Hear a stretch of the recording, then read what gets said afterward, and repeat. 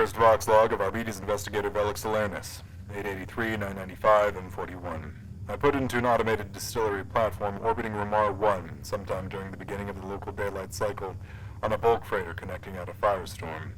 During my transit, I had the displeasure of running into an old face, whose name I had never known originally, but who now introduced himself as one Dark Greybast. This man, a sanctioned witch, was a part of the inquisitorial honey trap that saddled me with my present obligation. Once he realized who I was, he immediately became apologetic, enthusiastically justifying his actions during our last encounter nearly 5 years ago. I did my best to put his warp-addled mind at ease, assuring forgiveness where there actually isn't any. I continued to loathe the cur for what he did. Still, there's one point he seems fond of making, and that's the fact that his deception saved my life. That only makes things worse. Now I owe him. His skin is sallow and prematurely aged, as is typical of his kind, but his body still possesses a youthful vitality. Permanently blinded and with a shock of light gray hair, he gets around remarkably nimbly for someone who brandishes a staff in order to navigate his environment. We then met with the other acolytes of our new cell, less one late arrival. A quiet, unassuming tech adept of some indiscernible forge world introduced himself as Higher Garn, after appraising my physiological condition with a medical mechanundrite. While augmented, he still appears to possess most of his original humanity, an assumption reinforced by his acceptance of some steaming recap from my thermos. His cranium is partially plated over, and deeply rent scars mar the remaining hairless flesh. If he is armed with conventional weaponry, I have yet to identify it. A dark figure lurking in the far corner of the dingy void station chamber in which we were meeting then stepped forward and dressed in shabby combat fatigues of obvious wear. His eyes shone with an almost luminescent emerald green, which are as striking as they are unnerving. I couldn't make out much of his other physical attributes. His mouth and jaw were covered by a battered gas mask. His hair was hidden under a threadbare hood, and a slight frame only just betrayed by the heavily laden combat vest strung across his abdomen. This recluse announced himself as simply Maxim, in a thick accent from Rimward. A combat shotgun slung across his back seems to be his preferred means of meting out violence. Equally as unpleasant a reunion as with the astropath, the dramatic complexion of the deepest black marked this next fellow as Nocturnian. I've met one once, and the combination of albino features and coal-colored skin was so striking as to be impossible to forget. Naturally, this fourth acolyte was exactly the same man who I had questioned in an Arbites interrogation room several years ago. The same platinum blonde hairs, the same red irises, and the same patterns of tattoos denoting him as a former Damon host. I actually got his name this time, which he firmly proclaimed to be Tyor.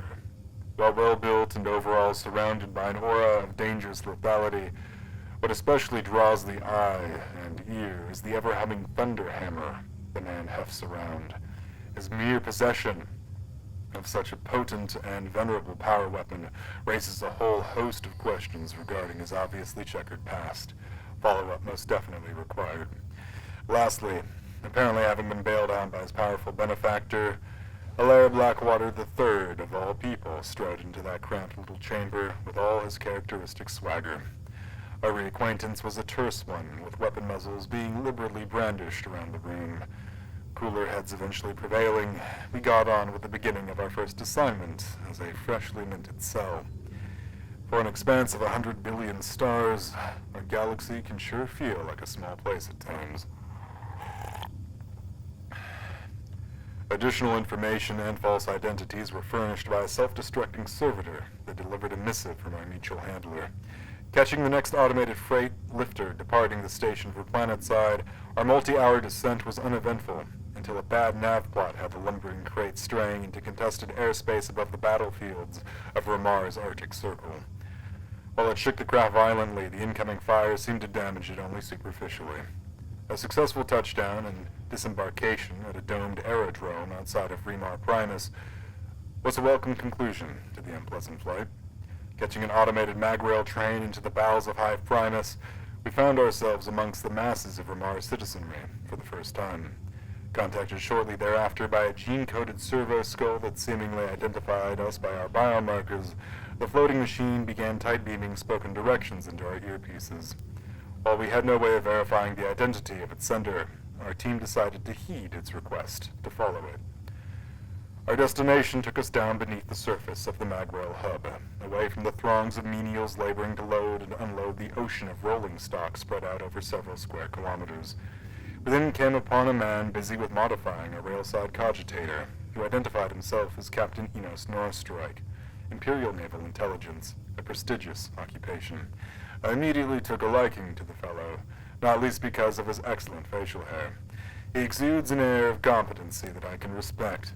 We received additional information regarding our anticipated tasking here on Ramar 1, which was to focus on rooting out the agitators behind protracted labor riots. Acquiring us a ride in a well-appointed Magrail car, the good captain whisked us away deeper into the hive dome.